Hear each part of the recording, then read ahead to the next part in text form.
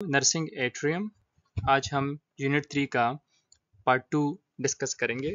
हमने ऑलरेडी जो यूनिट 3 हमारे पास है cellular adaptation and aberrance cell growth का पार्ट 1 हमने काफ़ी डिटेल में डिस्कस किया। हमने atrophy, hypertrophy, hyperplasia, metaplasia, dysplasia के बारे में जाना। हमने फिर बिनाइन ट्यूमर और मैलिग्नेंट ट्यूमर के बारे में जाना, उनके डिफरेंशिएशन हमने पढ़ी। सही है।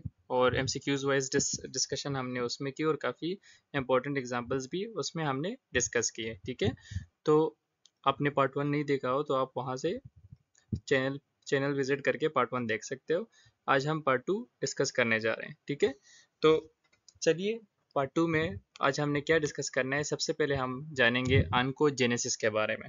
ठीक है, ऑन्कोजेनेसिस। अब ये ऑन्कोजेनेसिस क्या चीज़ है? ऑन्कोजेनेसिस बेसिकली वो प्रोसेस है जिसमें एक नॉर्मल सेल्स कैंसर सेल में कन्वर्ट होता है। क्या चीज़? एक ऐसा प्रोसेस जिसमें नॉर्मल सेल किस चीज़ में कन्वर्ट होता है? कैंसर सेल में। ठीक है, एक नॉर्मल सेल कैंसर सेल में कन्वर्ट होता हो, वो प्रोसेस क्या कहलाता है? ऑन्कोजेनेसिस। ठीक है, तो ऑन्कोजेनेसिस बोल रहे हैं कि refer to the genetic mechanism where by normal cells are transformed into cancer cells. ठीक है, कि नॉर्मल सेल ट्रांसफॉर्म हो रहे हो कैंसर सेल्स में, तो उस मैकेनिज्म, उस प्रोसेस को हम क्या बोलेंगे? ऑन्कोजेनेसिस। ये जीन्स के लेवल पे चेंजेस आ रही हैं तो ये जेनेटिक मैकेनिज्म का इसलिए हमने यहाँ पे जिक्र किया है। ठीक है, नॉर्मली हमारे पास two kinds of gene control cell growth. हमारे पास जो है ना, दो किस्म के जीन्स हैं जो कि सेल की ग्रोथ को कंट्रोल करते हैं। ठीक है, हमारे पास दो किस्म के जीन हैं बॉडी में जो कि सेल की ग्रोथ को कंट्रोल करते हैं। सबसे पहले हमारे पास है एक टाइप वाले जो जीन्स हैं वो कहलाते हैं प्रोटो ऑन्कोजीन, और जो दूसरे टाइप के हैं वो कहलाएंगे एंटी ऑन्कोजीन या फिर ट्यूमर सप्रेसिव जीन। अब प्रोटो ऑन्कोजीन और एंटी ऑन्कोजीन या ट्यूमर सप्रेसिव जीन क्या है, इसके बारे में डिटेल में चलिए डिस्कशन करते हैं। यहाँ पे आप देख लें कि हमारे पास फॉर एग्जांपल ये गाड़ी की मिसाल ले लें कि ये क्या है? ये गाड़ी, ये फॉर एग्जांपल कैंसर है। ठीक है, ये कैंसर है। और जो ऑन्कोजीन्स है ना, वो गाड़ी की एक्सेलरेटर के तौर पे काम करते हैं। ठीक है, वो गाड़ी को स्पीड करते हैं, फुल स्पीड में गाड़ी को लेके जाते हैं ऑन्कोजीन्स। लेकिन अगर ट्यूमर सप्रेसिव जीन्स की या एंटी ऑन्कोजीन की बात करें, ये क्या है? ये एज अ ब्रेक काम करते हैं। ठीक है, गाड़ी में एज अ क्या? एज अ ब्रेक काम करते हैं, गाड़ी की स्पीड को कम करते हैं। ठीक है, तो इसका मतलब क्या हो गया? ऑन्कोजीन्स जो है वो कैंसर को प्रोमोट करते हैं और कैंसर काज करते हैं, और जो कि ट्यूमर सप्रेसिव जीन है ना, वो कैंसर को क्या करते हैं? कैंसर को रोकते हैं। ठीक है, ऑन्कोजीन्स कैंसर को काज करते हैं, मतलब सेल की इंतहाई स्पीड के साथ ग्रोथ और डिवीजन कराते हैं। और जो कि ट्यूमर सप्रेसिव जीन है, नाम से ही जाहिर है कि जो ट्यूमर है या कैंसर है उसको सप्रेस करते हैं, उसकी डिवीजन, उसकी सेल डिवीजन, सेल ग्रोथ को कम करते हैं। ठीक है, उस पर ब्रेक लगाते हैं। यहाँ पर भी आप देख सकते हो कैंसर कब होता है? हमें कैंसर होता है जब हमारी जो सेल की प्रोलिफरेशन हो यानी मल्टीप्लिकेशन हो ना, वो आसमान को छू रही हो, मतलब बहुत ज़्यादा हो। ठीक है, सेल की ग्रोथ, सेल की मल्टीप्लिकेशन बहुत ज़्यादा हो, तो तब हमें कैंसर होता है। या अगर फॉर एग्जांपल सेल की ग्रोथ भी ज़्यादा हो और बहुत ज़्यादा मल्टीप्लाई, स्पीड के साथ मल्टीप्लाई भी कर रहा हो, और साथ में हमारे पास ट्यूमर सप्रेसिव जीन जो कंट्रोल करने के लिए थे सेल की ग्रोथ को, वो भी काम नहीं कर रहे हो, तो फिर कैंसर काज हो जाता है। ठीक है, कि आपके ट्यूमर सप्रेसर जीन्स काम नहीं कर रहे हो, या फिर आपके जो ऑन्कोजीन्स है वो इंतहाई स्पीड के साथ सेल की ग्रोथ करा रहे हो, तो भी कैंसर काज होता है। ठीक है, यहाँ पे भी आप देख सकते हैं कि अगर प्रोलिफरेशन यानी सेल की मल्टीप्लिकेशन, सेल की डिवीजन ज्यादा हो जाए, सेल की डेथ से, अपॉप्टोसिस क्या है? प्रोग्राम सेल डेथ है ना, तो अगर सेल डिवीजन, सेल डेथ से ज्यादा हो जाए तो फिर क्या होगा? कैंसर होगा। ठीक है, कैंसर वाले सेल बनेंगे। अब जानते हैं प्रोटो ऑन्कोजीन के बारे में कि ये प्रोटो ऑन्कोजीन क्या चीज़ है। तो बेसिकली जो प्रोटो ऑन्कोजीन है ना, वो एक नॉर्मल जीन है। ठीक है, ये क्या है? ये एक नॉर्मल जीन है। ठीक है, ये डिफेक्टिव जीन नहीं है, एक नॉर्मल है। ऑन्कोजीन जो है ना, वो कैंसरस जीन, वो कैंसरस है, मतलब वो कैंसर काजिंग है। ठीक है, लेकिन प्रोटो ऑन्कोजीन जो है ना, वो नॉर्मल जीन है। ठीक है, लेकिन क्या हो सकता है कि that can become an oncogene, लेकिन ये प्रोटो ऑन्कोजीन ऑन्कोजीन में कन्वर्ट हो सकते हैं। कब? Due to mutations or increase expression, कि जब क्या हो? इनमें म्यूटेशन हो जाए। प्रोटो ऑन्कोजीन में अगर म्यूटेशन हो जाए ना, ये भी क्या है? जीन्स है ना, प्रोटो ऑन्कोजीन्स भी जीन्स हैं, तो अगर इन जीन्स में, ये नॉर्मल जीन्स है लेकिन इनमें अगर म्यूटेशन हो जाए सही है, या इनकी एक्सप्रेशन बहुत ज़्यादा हो जाए, बहुत ज़्यादा ये जीन बने और बहुत ज़्यादा एक्सप्रेस करें हैं, तो ये फिर ऑन्कोजीन में कन्वर्ट होंगे और कैंसर काज होगा, तो फिर ये नॉर्मल जीन नहीं रहेंगे। ठीक है, उम्मीद है आपको समझ आई होगी। अब प्रोटो ऑन्कोजीन जो है ना वो हमने बोला कि नॉर्मल जीन है, तो नॉर्मल जीन है तो फिर नॉर्मल काम क्या करते हैं, इनका काम क्या है फिर, तो proto oncogene code for proteins that help to regulate cell growth. कि प्रोटो ऑन्कोजीन्स क्या है, ये जीन्स है ना, ये वो जीन्स है जो कि क्या प्रोटीन्स बनाते हैं, किस लिए बनाते हैं, help to regulate cell growth. के सेल ग्रोथ को क्या करें, ये रेगुलेट करें, कि अगर सेल ग्रो बहुत ज़्यादा स्पीड के साथ कर रहा हो ना, तो ये वाले जीन प्रोटो ऑन्कोजीन क्या करते हैं, उनकी ग्रोथ को स्लो डाउन करते हैं। प्रोटो ऑन्कोजीन ऐसे प्रोटीन प्रोड्यूस करते हैं जिसकी वजह से सेल की अगर ग्रोथ बहुत स्पीड के साथ हो रही है तो उसकी स्पीड को कम कर लेते हैं। ठीक है, एंड डिफ्रेंशिएशन, और सेल की ज़्यादा डिफ्रेंशिएशन भी, अगर डिफ्रेंशिएशन भी नहीं होने देते, उसको रेगुलेट कर रहे होते हैं। ठीक है, सेल ग्रोथ और सेल डिफ्रेंशिएशन को। अपॉन एक्टिवेशन, अगर ये एक्टिव हो जाए प्रोटो ऑन्कोजीन ना, तो प्रोटो ऑन्कोजीन और इट्स प्रोडक्ट, या जो इसके प्रोडक्ट है या प्रोटीन्स हैं, वो ट्यूमर में कन्वर्ट हो सकते हैं। मतलब वो क्या बन सकते हैं, उनसे ऑन्कोजीन बन सकता है, प्रोटो ऑन्कोजीन से ऑन्कोजीन बन सकता है अगर इनमें एक्टिवेशन हो, मतलब इनमें कोई मोटिवेशन वगैरह हो जाए या ज़्यादा एक्सप्रेस हो जाए, तो ये फिर ऑन्कोजीन में कन्वर्ट होंगे। ठीक है, वैसे ये नॉर्मल जीन होते हैं जो कि ऐसे प्रोटीन बनाते हैं जो कि सेल की ग्रोथ और डिफरेंशिएशन को रेगुलेट बैलेंस रखते हैं। ठीक है, प्रोटोऑन्कोजीन, तो when when a mutation occurs in a protooncogene, जब प्रोटोऑन्कोजीन में कोई म्यूटेशन होता है ना, तो it becomes permanently turned on, तो ये परमानेंटली फिर टर्न ऑन हो जाता है। नॉर्मली तो ये परमानेंटली टर्न ऑन नहीं होता, ये तब ऑन होता है ना जब सेल की ग्रोथ के लिए रेगुलेशन चाहिए, या सेल की ग्रोथ अगर हम चाहते हैं कि बैलेंस रहे ना, तो ये ऑन हो जाता है। अगर सेल ग्रोथ बहुत ज़्यादा स्पीड के साथ कर रहे हो तो उसको थोड़ा सा शट डाउन कर लेते हैं सेल की ग्रोथ को।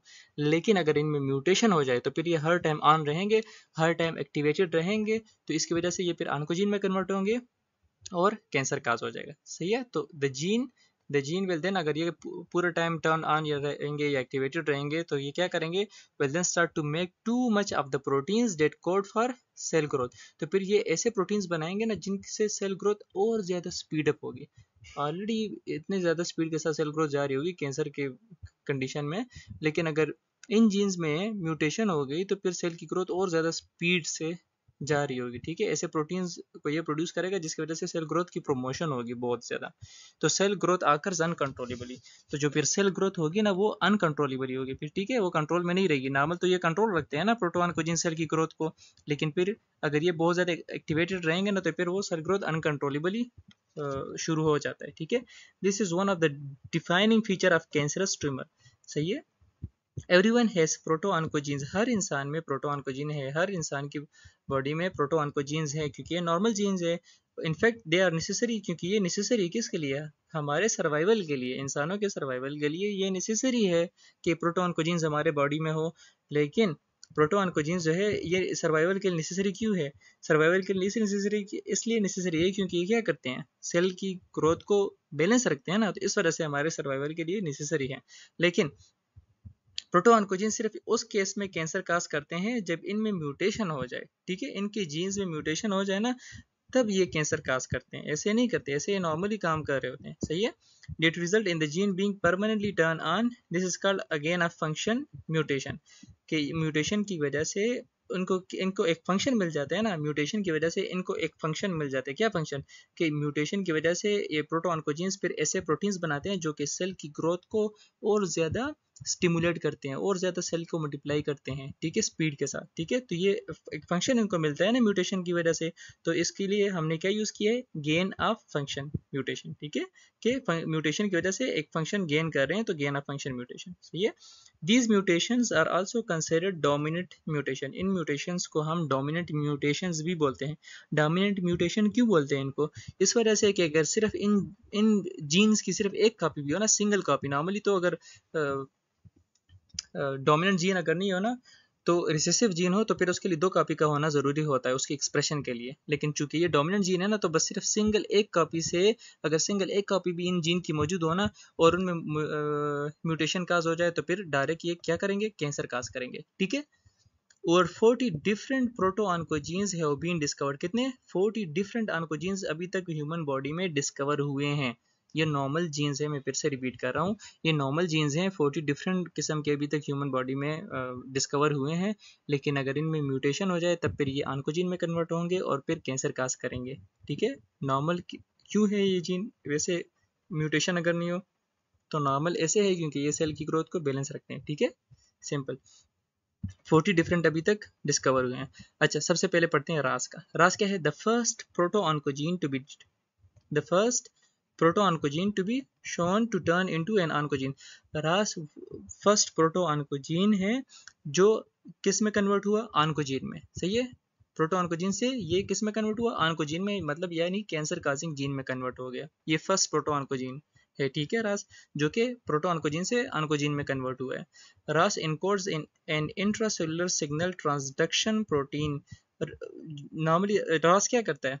रास जो है यानी ये जो प्रोटो ऑन्कोजीन है जो ऑन्कोजीन में भी कन्वर्ट हुआ है, तो रास क्या करता है? रास इंट्रासेलुलर सिग्नल ट्रांसडक्शन प्रोटीन के जो सेल के अंदर जो सिग्नल ट्रांसडक्शन पाथवे है ना, प्रोटीन रिस्पॉन्सिबल है, तो ये उसके लिए रिस्पॉन्सिबल है। ये उन प्रोटीन्स को इनकोड करता है, उन प्रोटीन्स को बनाता है, उनकी प्रोटीन्स की कोडिंग ये करता है जो सिग्नल ट्रांसडक्शन कराते हैं किधर? सेल के अंदर, इंट्रासेलुलर। सही है, लेकिन इन अदर वर्ड्स रास is one of the on off switch in a series of steps in a major pathway that eventually leads to cell growth। के रास क्या करता है? रास को आप इस तरह भी समझ सकते हो कि ये ऑन ऑफ स्विच की तरह है। रास क्या है? एक ऑन ऑफ स्विच की तरह है कि जो मतलब सेल के अंदर एक मेटाबॉलिक एक मेजर पाथवे शुरू है और एक सीरीज में रिएक्शंस हो रही है, एक सीरीज में पाथवे शुरू है, तो ये as a on off switch काम करता है। ये क्या करता है? जो अगर वो पाथवे बहुत ज़्यादा एक्सप्रेस हो रहा हो बहुत स्पीड के साथ ना, तो फिर ये ऑफ हो जाता है, तो वो पाथवे बंद हो जाएगा, तो सेल की ग्रोथ उतनी स्पीड से नहीं होगी, कैंसर नहीं होगा। लेकिन अगर ये हमेशा चालू रहेगा, ऑन रहेगा, तो फिर सेल ग्रोथ एक्सपोनेंशियली ग्रोथ करेगा। ठीक है, तो फिर रास उस कंडीशन में ठीक नहीं है। When RAS is mutated, अगर RAS में म्यूटेशन आती है, सही है, अगर इसमें चेंज आती है, तो it encodes for a protein that cause an uncontrollable growth promoting signal. तो फिर ये इनमें अगर म्यूटेशन आती है ना, तो एक ऐसा प्रोटीन कोड करते हैं जो कि अनकंट्रोल ग्रोथ प्रोमोटिंग सिग्नल देते हैं। मतलब ऐसा सिग्नल देते हैं जो अनकंट्रोल, मतलब हर टाइम वो शुरू हो और हर टाइम उसको सिग्नल मिल रहा होता है कि आप और प्रमोट करो, ग्रोथ को और प्रमोट करो, सेल की ग्रोथ और ज़्यादा कराओ। ठीक है, तो फिर वो कैंसर सेल्स बन जाते हैं। ठीक है, अच्छा, most cases of pancreatic cancer, जो ज़्यादातर जो पेंक्रियाटिक केसेस कैंसर के केसेस देखे गए हैं ना, तो उनमें पॉइंट म्यूटेशन होता है। लेकिन पॉइंट म्यूटेशन कहाँ पे होता है? पॉइंट म्यूटेशन की वजह से पेंक्रियाटिक कैंसर होता है, लेकिन ये पॉइंट म्यूटेशन कहाँ पे हो रहा है? कौन से जीन में? रास जीन में। रास जीन में अगर पॉइंट म्यूटेशन होता है ना, तो उसकी वजह से पेंक्रियाटिक कैंसर हो जाता है। ठीक है, many cases of lung, colon and thyroid tumours have also been found to have mutation in RAS. के लंग के, कोलोन के, थायराइड ट्यूमर्स के भी केसेस ऐसे देखे गए हैं कि अगर रास जीन में म्यूटेशन हुआ है तो इसने यहाँ इन इन ऑर्गन्स में भी कैंसर काज कराया है। ठीक है, फिर हमारे पास दूसरा जीन है, दूसरा प्रोटो ऑन्कोजीन पढ़ते हैं, HER2। ठीक है, HER2, HER2। Another well known proto oncogene is HER2। This gene makes protein receptors। ये जीन क्या, वो जीन क्या करते थे? इंट्रासेलुलर सिग्नल ट्रांसडक्शन प्रोटीन के लिए कोडिंग करते हैं। अब ये जीन क्या करते हैं? ये प्रोटीन रिसेप्टर के लिए क्या करते हैं? रिस्पॉन्सिबल होते हैं। This gene make protein receptors that are involve in the growth and division of cells in the breast. के जो ये इंपॉर्टेंट है, ये इंपॉर्टेंट MCQ है। ठीक है, कि ब्रेस्ट में जो डिवीजन ऑफ सेल हो रही है, ब्रेस्ट के अंदर जो डिवीजन ऑफ सेल हो रही है और सेल की ग्रोथ हो रही है, तो उसके लिए कौन सा जीन रिस्पॉन्सिबल है? HER2। ठीक है, वो ऐसे प्रोटीन रिसेप्टर बनाता है जो कि इन्वॉल्व होते हैं growth and division of cell in the breast. Breast के जो सेल्स हैं उनकी डिवीजन, उनकी ग्रोथ में। ठीक है, अच्छा, many people with breast cancer, ज़्यादातर लोग जो ब्रेस्ट कैंसर के साथ आते हैं, तो उनमें क्या हुआ होता है? उनमें जीन एम्प्लीफिकेशन म्यूटेशन होती है। ठीक है, जीन एम्प्लीफिकेशन म्यूटेशन कहाँ पे हुई होती है? जो ब्रेस्ट कैंसर के साथ आ रहे होते हैं, उनमें HER2 जीन के अंदर जीन एम्प्लीफिकेशन म्यूटेशन हुई होती है। कौन सी म्यूटेशन? Gene amplification mutation. कि HER2 जीन जो है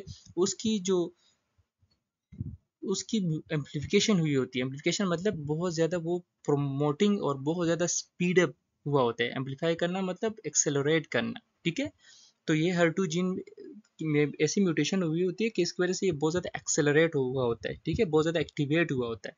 this type of breast cancer is often refer to as HER2 positive breast cancer. तो इस किस्म के ब्रेस्ट कैंसर को हम फिर क्या बोलते हैं? जो इस जीन की वजह से होते हैं, इसको HER2 पॉजिटिव ब्रेस्ट कैंसर बोलते हैं। सही है, HER2 पॉजिटिव ब्रेस्ट कैंसर। तो जो ब्रेस्ट कैंसर के साथ हमारे पास जो मरीज आते हैं, हम उनमें फिर HER2 के लिए टेस्ट करते हैं, ठीक है, तो हमें उससे भी पता चल जाता है कि इनको कैंसर है कि नहीं, ठीक है।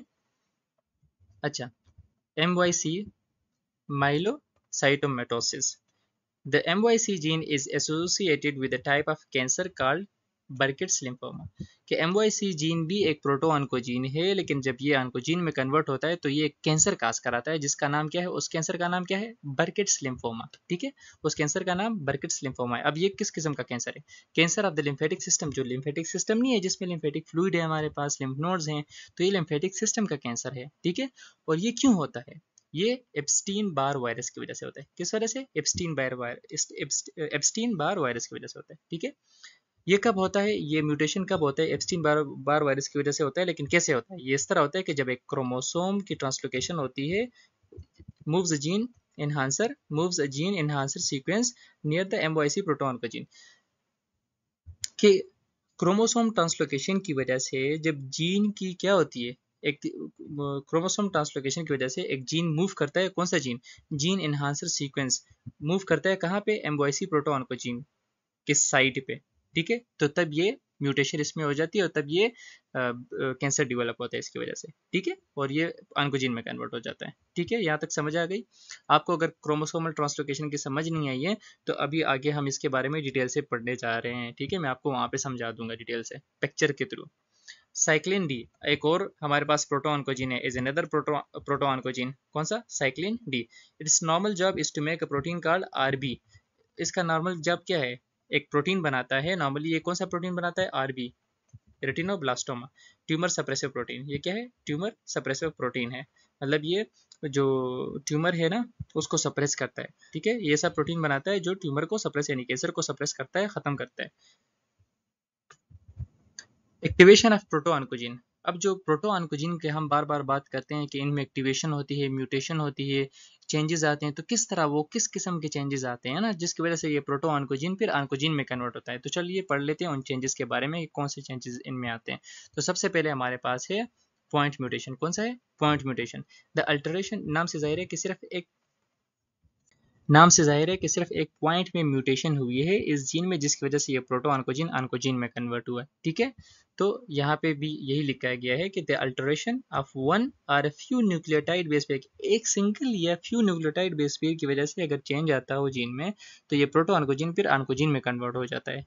ऑन्कोजीन क्या है, कैंसर काजिंग जीन्स, यानी जो कैंसर काज करेंगे उनमें कन्वर्ट हो जाता है, ठीक है। यहाँ आप एग्जाम्पल के थ्रू भी समझ सकते हैं कि देखिए हमारे पास एग्जाम्पल है CGA, CCA, GCC। ये क्या है, एक जेनेटिक कोड है हमारे पास ना। अब यहाँ पे देखिए CGA की जगह पे है, ठीक है, CGA, और ये भी CGA, ठीक है, इसमें तो कोई चेंज नहीं आया। CCA यहाँ पे क्या है, CTA, GCC, ठीक है। लेकिन सिर्फ C की जगह पे अभी T आया है हमारे पास ना, यहाँ पे T आया है C की जगह पे, तो अभी ये इसमें म्यूटेशन हो गई है। और इस चेंज की वजह से, इस म्यूटेशन की वजह से जो प्रोटोऑन्कोजीन है फिर ये किस में कन्वर्ट होगा, ये फिर ऑन्कोजीन में कन्वर्ट होगा। किस में, ऑन्कोजीन में, ठीक है, प्रोटोऑन्कोजीन ऑन्कोजीन में। तो पॉइंट म्यूटेशन की वजह से हमारे पास प्रोटोऑन्कोजीन ऑन्कोजीन में कन्वर्ट होता है, या प्रोटोऑन्कोजीन एक्टिवेट होता है पॉइंट म्यूटेशन की वजह से, इस तरह भी बोल सकते हैं, ठीक है। तो mutation in a protooncogene can cause a change in the protein structure. अगर म्यूटेशन होती है ना प्रोटोऑन्कोजीन में, भले ही पॉइंट म्यूटेशन हो या ज्यादा म्यूटेशन हो इसमें, तो उसकी वजह से प्रोटीन के जो स्ट्रक्चर में चेंज आ जाता है, ठीक है। तो प्रोटीन के स्ट्रक्चर में अगर चेंज आएगा, प्रोटोऑन्कोजीन में चेंज की वजह से, प्रोटीन के स्ट्रक्चर में अगर चेंज आएगा, तो उसकी वजह से क्या होता है कि जो एंजाइम की एक्टिविटी है ना वो इंक्रीज हो जाएगी, और जो रेगुलेशन या बैलेंस करवा रहा था ना, बैलेंसिंग का काम कर रहा था, कि हर चीज को बैलेंस कर रहा था, सेल की ग्रोथ को, सेल की डिफरेंशिएशन को बैलेंस करवा रहा था, उसकी रेगुलेशन सही से नहीं होगी, वो बैलेंस नहीं कर पाएगा उस तरह, ठीक है।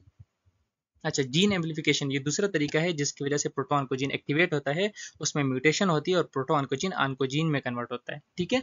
तो इस जीन एम्प्लीफिकेशन के बारे में जान लेते हैं कि अगर एक जीन बहुत ज्यादा एम्पलीफाई हो, बहुत ज्यादा एक्सेलरेट करे, बहुत ज्यादा स्पीड के साथ एक्सप्रेस हो रहा हो, for example another type of genetic abnormality जो हमारे पास आती है, जिसकी वजह से ऑन्कोजीन ऑन होता है या प्रोटोऑन्कोजीन ऑन्कोजीन में कन्वर्ट होता है, तो वो क्या है हमारे पास, जीन एम्प्लीफिकेशन या जेनेटिक जीन एम्प्लीफिकेशन, ठीक है।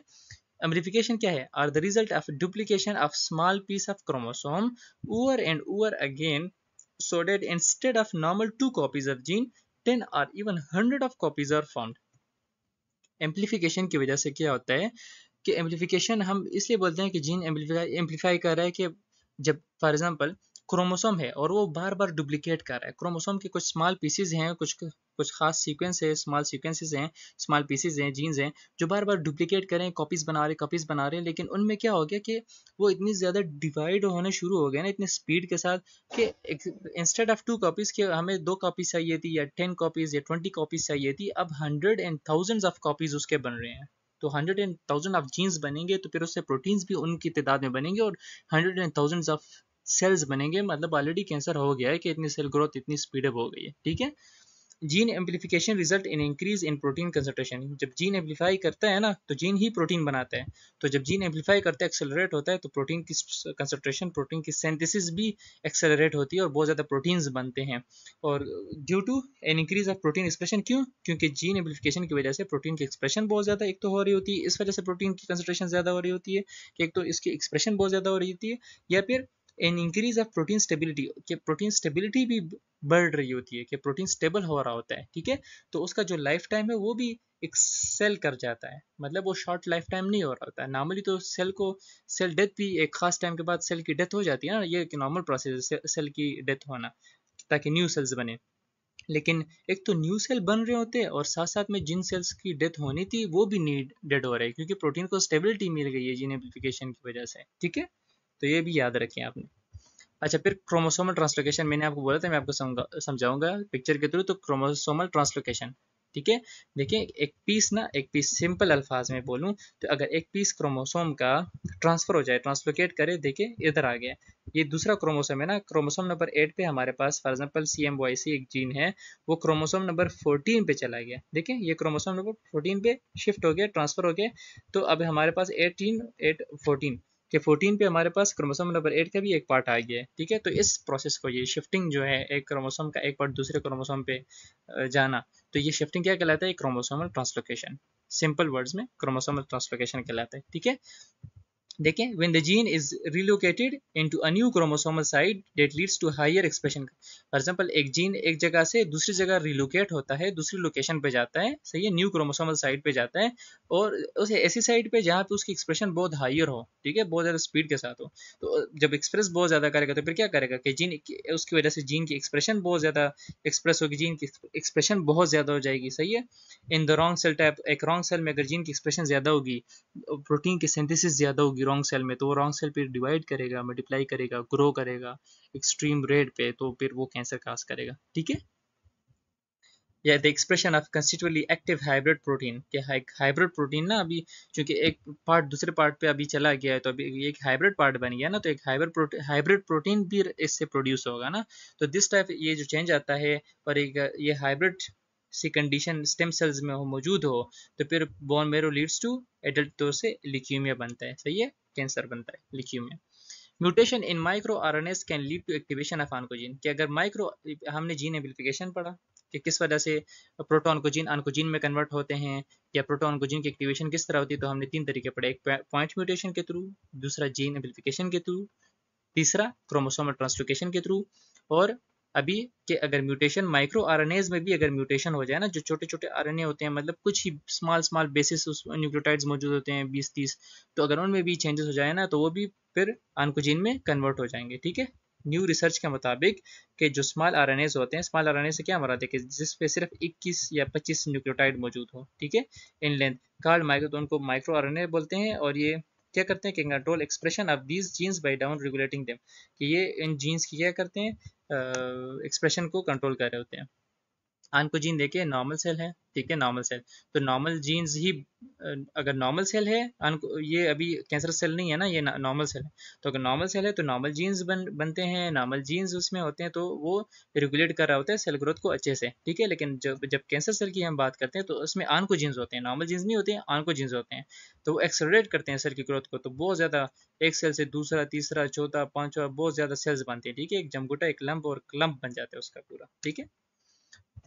एंटी ऑन्कोजीन और ट्यूमर, हमने ऑन्कोजीन की भी बात करी, प्रोटो ऑन्कोजीन की और प्रोटोनकोजीन में किस तरह चेंजेस आते हैं कि वो ऑन्कोजीन में कन्वर्ट होता है और फिर कैंसर सेल काज होते हैं। तो अभी तक हमने सिर्फ उस पर बात की।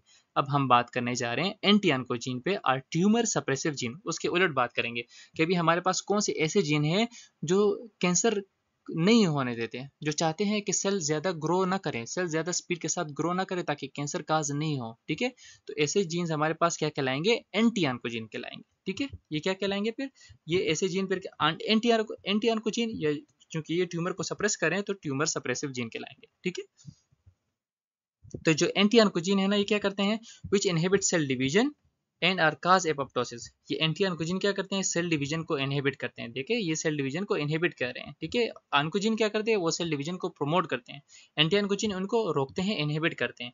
एंड आर काज एपोप्टोसिस, और ये एपोप्टोसिस काज कराते हैं, मतलब ये सेल की सुसाइड और सेल की डेथ काज कराते हैं। ठीक है, ताकि सेल ग्रो ना करे, मर जाए और ज्यादा ग्रो ना करे ताकि कैंसर ना हो। Mutation in tumour suppressive gene, अगर इनमें म्यूटेशन होती है ट्यूमर सप्रेसिव जीन में या एंटी ऑन्कोजीन में ना, तो फिर क्या होगा, ये नॉर्मली क्या करते हैं, सेल की डेथ काज कराते हैं, सेल की सुसाइड कराते हैं। तो फिर ये सेल्स की डेथ नहीं काज कर पाएंगे क्योंकि इनमें म्यूटेशन हो गई है। तो फिर सेल क्या करेगा, सेल प्रमोट करेगा, मतलब सेल की डिवीजन होगी और स्पीड के साथ डिवीजन होगी और अल्टीमेटली इतना डैमेज काज करेगा कि बात कैंसर तक चली जाएगी। ठीक है, अब हमारे पास है आरबी रेटिनोब्लास्टोमा जीन। हमारे पास कौन सी जीन है, आरबी रेटिनोब्लास्टोमा जीन। ये क्या है, first discovered tumour suppressive gene.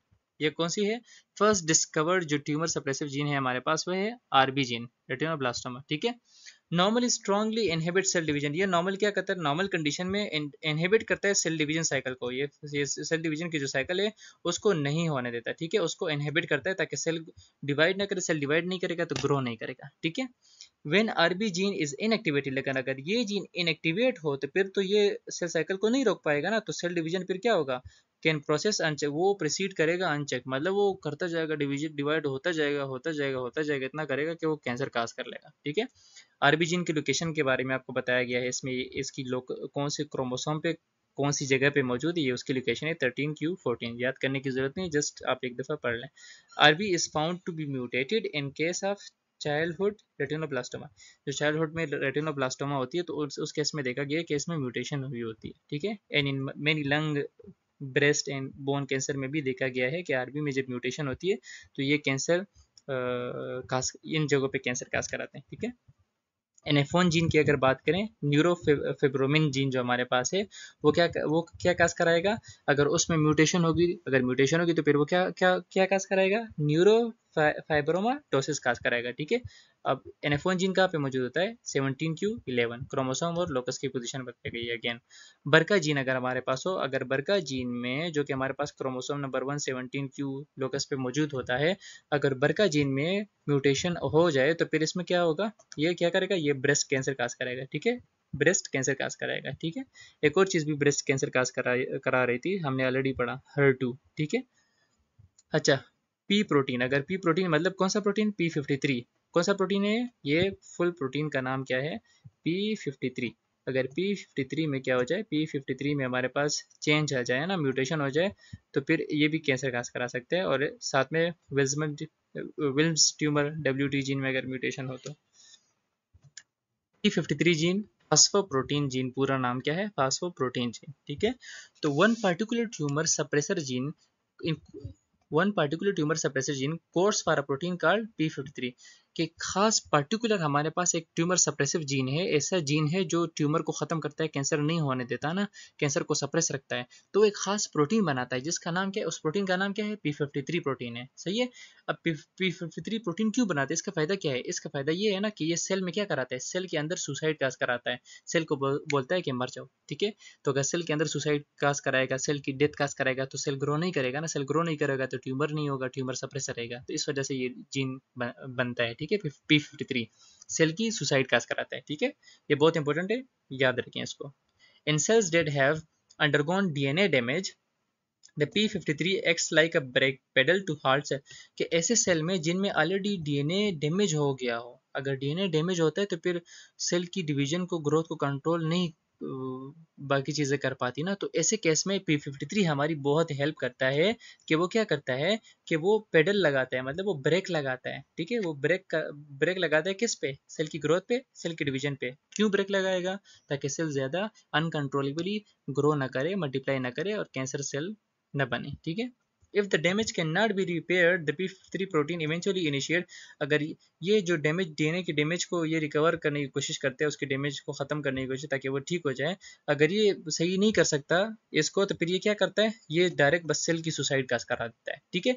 There bye preventing the genetically damage cell from growing out of control. तो ये जो फिर जो सेल मतलब ऑलरेडी आउट ऑफ कंट्रोल जा रहा था, ये उसमें सुसाइड का करा देता है, तो फिर वो आउट ऑफ कंट्रोल नहीं डिवाइड हो पाता और वो मतलब कैंसर नहीं काज हो पाता, ठीक है। तो इस वजह से ये बहुत इंपॉर्टेंट हमारे पास जीन है। इधर देखिए, नॉर्मल जीन है, नॉर्मल सेल है हमारे पास। एक्सेसिव डीएनए, इसमें डीएनए की डैमेज बहुत ज्यादा हो गई है। अगर बहुत ज्यादा हुई है तो P53, ये जो यहाँ पे रेड रेड आपको दिखाए गए हैं ना, ये फिर क्या करते हैं, ये सेल की सुसाइड काज करा देते हैं, एपोप्टोसिस काज करा देते हैं, तो फिर ये सेल मर जाता है, डिवाइड नहीं होता, बच जाता है इनकंट्रोलेबल सेल डिवीजन से, ठीक है।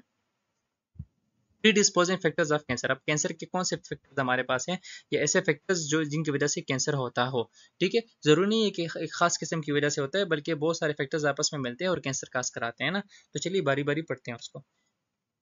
कैंसर रिस्क फैक्टर हमारे पास फॉर एग्जांपल अल्कोहल की वजह से भी कैंसर काज होता है, एक्सेसिव बॉडी वेट हो, या जेनेटिक्स की वजह से, सन एक्सपोजर बहुत ज़्यादा हो, रेडिएशन की वजह से, अनहेल्थी फूड हो, टोबैको स्मोकिंग हो, तो इन सब की वजह से हमारे पास कैंसर काज होता है। ये सारे कैंसर रिस्क फैक्टर्स हैं हमारे पास।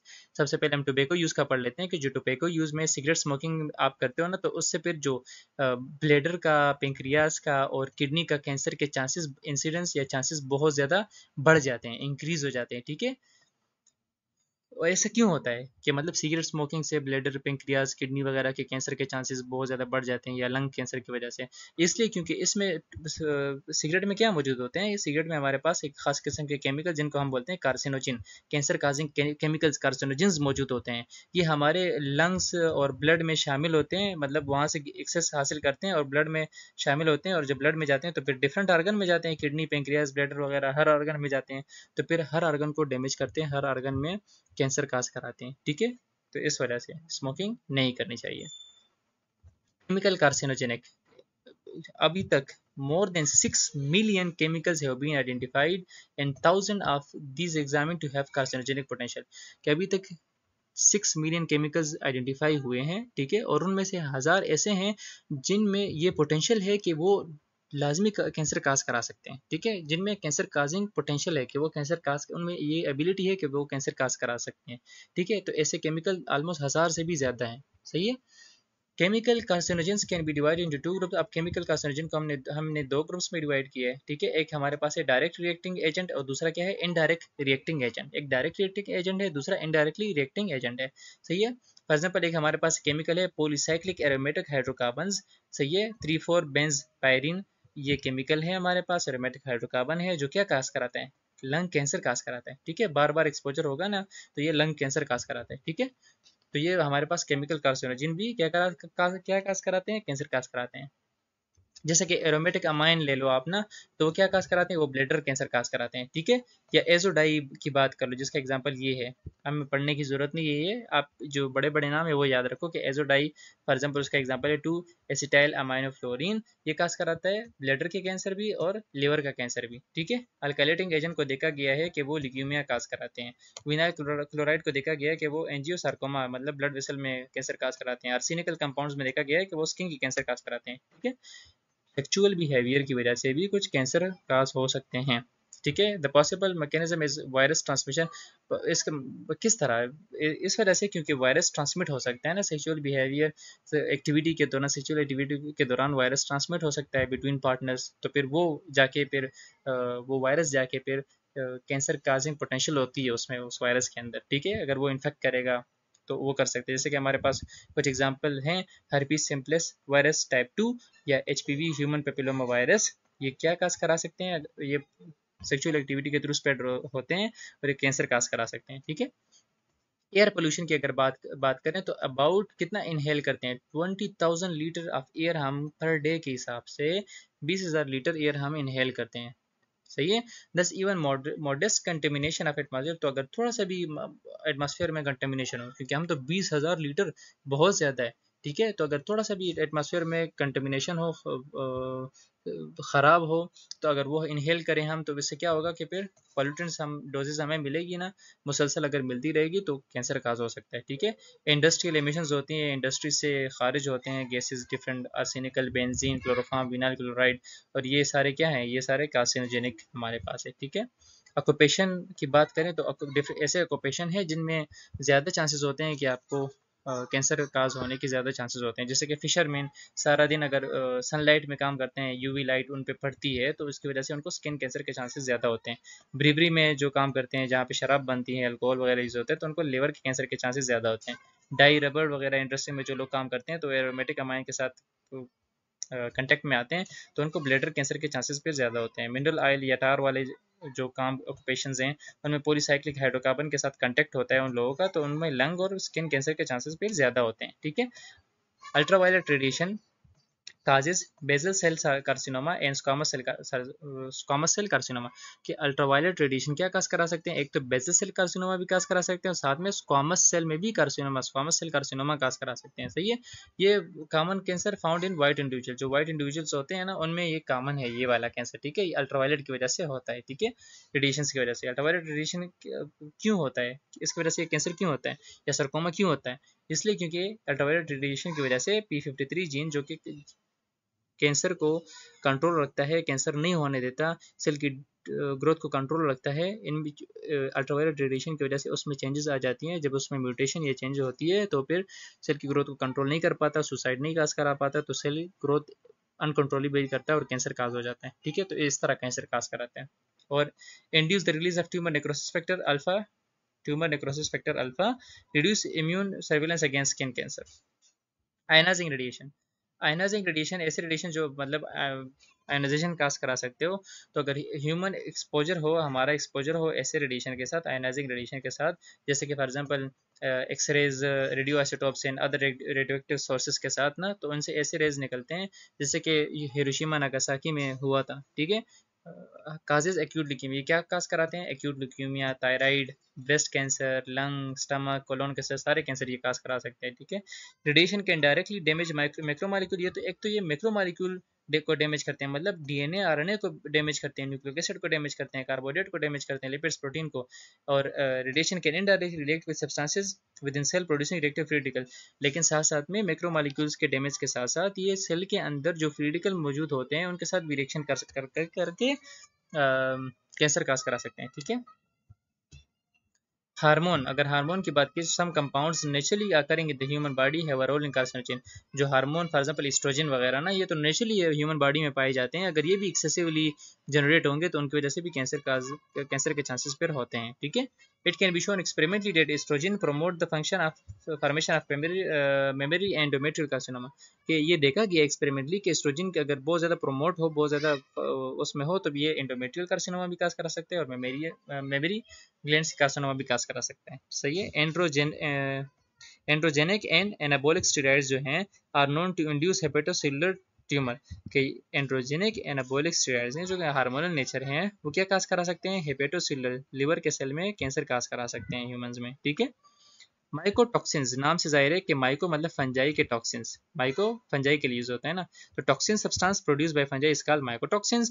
अमंग दिस, अब इन टॉक्सिन में सबसे ज्यादा जो है अल्फा टॉक्सिन्स है ना, जो एस्परजिलस यानी फंगाई है, एस्परजिलस हमारे पास फंगाई है, वो रिलीज करवाता है, प्रोड्यूस करवाता है अल्फा टॉक्सिन्स को। अब ये अल्फा टॉक्सिन क्या करता है, aflatoxin B1 are the most carcinogenic and have been specifically linked to high incidence of hepatocellular enema, ये बहुत ज़्यादा खतरनाक किस्म के कार्सिनोजेनिक टॉक्सिन्स हैं जो कि लिवर सेल्स की कार्सिनोमा या कैंसर काज कराते हैं, ठीक है।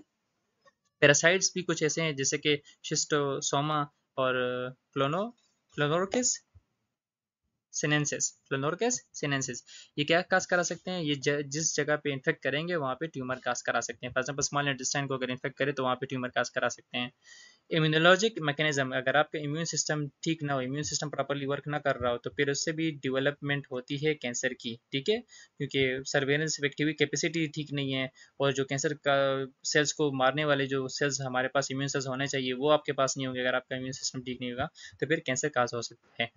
कुछ फूड्स ऐसे हैं आजकल, खासकर फूड्स हमारे पास जो डाइट हम यूज़ करते हैं उसकी वजह से भी कैंसर के चांसेस बहुत ज़्यादा हो गए हैं। जो फास्ट फूड बर्गर्स वगैरह यूज़ होते हैं, जो कोलेस्ट्रॉल इनमें होता है, और जो जूसेस यूज़ होती हैं, शुगरी फूड्स जो हमारे पास होती हैं, या प्रिजर्व फ्रूट्स जो आजकल बहुत ज़्यादा पैकेट फूड और प्रिजर्व फूड यूज़ हो रही है ना, केमिकल से भरे होते हैं, तो ये सारे क्या, ये सारे हमारे डीएनए में, न्यूक्लिक एसिड्स में चेंजेस लेके आ सकते हैं, और उन चेंजेस की वजह से फिर ये कैंसर काज करा रहे हैं, और आजकल रेट बहुत बढ़ रहे हैं इनकी वजह से, ठीक है। तो डाइट की वजह से भी कैंसर हो सकता है, ये भी एक रिस्क फैक्टर है, ठीक है। जेंडर, जेंडर अगर देखा जाए, बात करी जाए, तो ब्रेस्ट कैंसर के अगर आप देखें तो एटलीस्ट 20 टाइम कॉमनर है वुमेन में देन इन मैन। ये ज़्यादा कॉमन किस में, 200 गुना ज़्यादा कॉमन है वुमेन में as compare to man. Man में बहुत, मतलब 1% चांस अगर ब्रेस्ट कैंसर का होता है, तो फीमेल में 99% चांस होता है ब्रेस्ट कैंसर का, ठीक है। This is due to the greater mammary epithelial volume, क्योंकि फीमेल में क्या है, मेमेलियरी एपिथेलियल वॉल्यूम बहुत ज़्यादा है, जो सेल है वो ज़्यादा है, ग्रेटर है, and to promote effects of estrogen in female, और एस्ट्रोजन हार्मोन भी जो है फीमेल में होता है, और प्रोमोटिंग इफेक्ट देता है फिर, तो इस वजह से ये ज़्यादा कॉमन है फीमेल में, ये वाला कैंसर, ब्रेस्ट कैंसर, ठीक है। एज की अगर बात की जाए, तो एज की वजह से भी एक कैंसर का एक फैक्टर है, कैंसर काजिंग फैक्टर है। डायरेक्ट तो कैंसर नहीं काज कराता, लेकिन कैंसर काजिंग एक फैक्टर है। नेचुरल किलर सेल्स जो हमारे होते हैं ना, नेचुरल किलर सेल्स जो मतलब पैथोजन बाहर से आते हैं उनको किल करने वाले, जो हमारे बॉडी में नेचुरली मौजूद होते हैं, नेचुरल किलर सेल, तो वो क्या करते हैं, वो एज के साथ साथ अपनी जो इफेक्ट है वो खो देते हैं, और वो उस तरह काम नहीं कर पाते जिस तरह उनको करना चाहिए था, तो फिर इस वजह से भी मतलब एक फैक्टर है छोटा सा जो कैंसर काज करा सकता है। वायरसेस हैं, वायरसेस की ऑलरेडी हमने बात करी थी, तो वायरसेस भी काज करा सकते हैं, कि human tumour for which a viral aetiology has been propose. Human tumours जो, जिनका ऐसे ट्यूमर जिनकी हमारे पास काज क्या है, वायरस है ना, तो उनमें क्या इंक्लूड होता है, उनमें हमारे पास कौन कौन से इंक्लूड है, carcinoma of cervix by HPV, human papilloma virus की वजह से क्या होता है, सर्विक्स की कैंसर होती है, सही है, सर्विक्स का कार्सिनोमा होता है ह्यूमन पेपिलोमा वायरस की वजह से, ठीक है। वाट अपर रिस्पिरेटरी एंड डाइजेस्टिव ट्रैक्ट में भी हो सकता है। बर्किट्स लिम्फोमा ऑलरेडी हमने बात की कि वो किस वायरस की वजह से होता है, एप्स्टीन बार वायरस की वजह से होता है, ठीक है। बर्किट्स लिम्फोमा, बर्किट्स लिम्फोमा क्या था, हमने पढ़ा था, जो हमारे लिम्फेटिक सिस्टम है उसमें कैंसर काज कराता है। नेजोफेरेंजियल सार्कोमा भी एप्स्टीन बार वायरस की वजह से होता है। हेपेटोसेलुलर यानी लिवर का जो कैंसर है वो भी एचबी वायरस की वजह से होता है, ठीक है। थैंक यू, हमने ये चैप्टर कंप्लीट किया, यूनिट 3 हमारा कंप्लीट हो गया, which is cellular adaptation and aberrant cell growth. इंशाल्लाह अब हम नेक्स्ट यूनिट 4 पे जाएंगे, जो हमारे पास है सेलुलर इंजरी, ठीक है। तो हम फिर ट्रॉमा एंड सेलुलर इंजरी हम फिर इंशाल्लाह उसको कवर करने की कोशिश करेंगे, ठीक है। तो काइंडली अगर आपको लेक्चर अच्छा लगा हो तो आप खुद भी सब्सक्राइब करो, और अपने जो कलीग्स हैं, फ्रेंड्स हैं आपके, उनसे भी आप ये लेक्चर शेयर करो, ताकि उनको भी समझने में हेल्प हो, ठीक है। थैंक यू सो मच, अल्लाह हाफिज़।